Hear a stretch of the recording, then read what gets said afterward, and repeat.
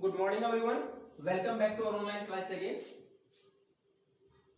Up to the last class, we have completed different sectors of the economy. First of all, according to different activities, economic activities, primary, secondary, and tertiary. Then, after according to the nature of work, is it permanent, temporary, or what are the different conditions of the work? Organized and unorganized. We have compared both organized and unorganized. What were the problems faced in unorganized sector, and what are the facilities provided in organized sector. Then after, what are the government steps to provide some relief to the workers in unorganized sector. Now the last topic in this lesson, again we have divided sectors on the basis of ownership. फिर हमने economic sector जो हमारे उसको ownership के base पर, अगर ownership की बात करें तो उसमें सबसे पहले public which are run by the government, जो सरकार के द्वारा चलाए जा रहे हैं. Example, Steel Authority of India Limited, Hindustan Aeronautics limited.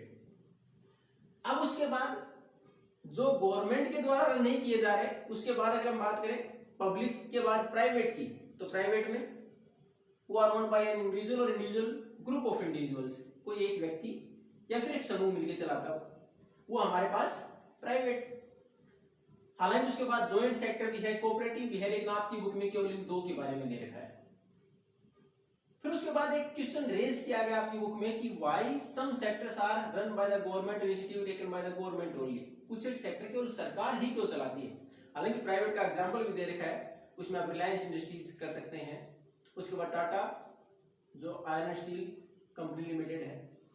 तो इन सारी चीजों के साथ हमने जो क्वेश्चंस इसमें रेज किए गए उसमें दे रखा था कि sometime the expenses are beyond the limit of a private sector. कई बार तो पैसा इतना ज्यादा लगता है कि उसके अंदर प्राइवेट सेक्टर इन्वेस्टमेंट नहीं कर सकता.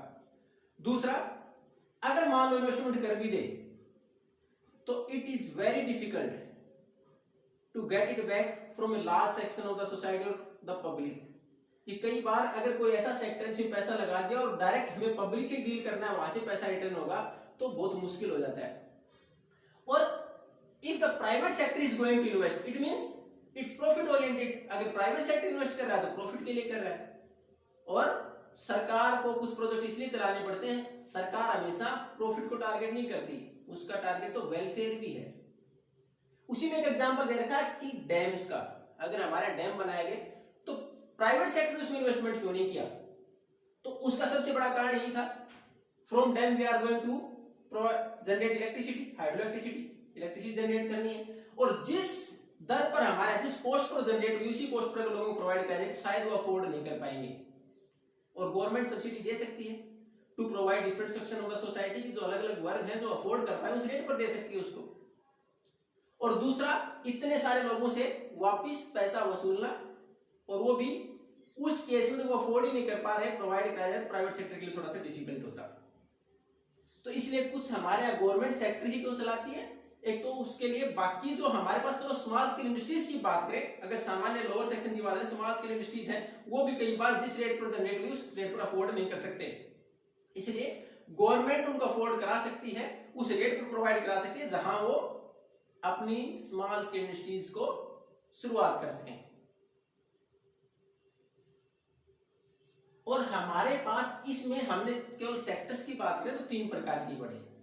इसमें केवल यही थे, और प्राइवेट और पब्लिक दो ही सेक्टर के बारे में डिस्कशन किया गया था. और उसके बाद शुरुआत हमने प्राइमरी, सेकेंडरी और टर्सरी से की थी. ऑर्गेनाइज ऑर्गेनाइज की जो तीसरा हमारे पास प्राइवेट और पब्लिक. उसमें केवल एक ये पूछा गया था कि जहां कुछ एक ऐसी जगह है जहां केवल गवर्नमेंट ही क्यों इन्वेस्ट करती है, तो हमने डैम का एग्जाम्पल लिया. ये कुछ बेसिक सर्विसेज हैं जो लोगों के वेलफेयर के लिए प्रोवाइड कराई जाती हैं, और कुछ हमारे यहाँ बाकी स्मॉल स्केल इंडस्ट्री को डेवलपमेंट के लिए दी गई, जैसे इलेक्ट्रिसिटी शायद अगर उनको उसी कीमत पर जाए अफोर्ड नहीं कर सकते थे. इसलिए कुछ एक सेक्टर के ऊपर केवल गवर्नमेंट ही इन्वेस्ट करती है.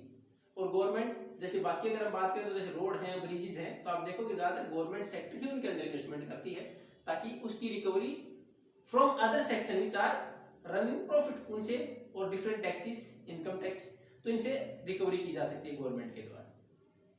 If you have any doubt then you can ask. Thank you and have a nice day.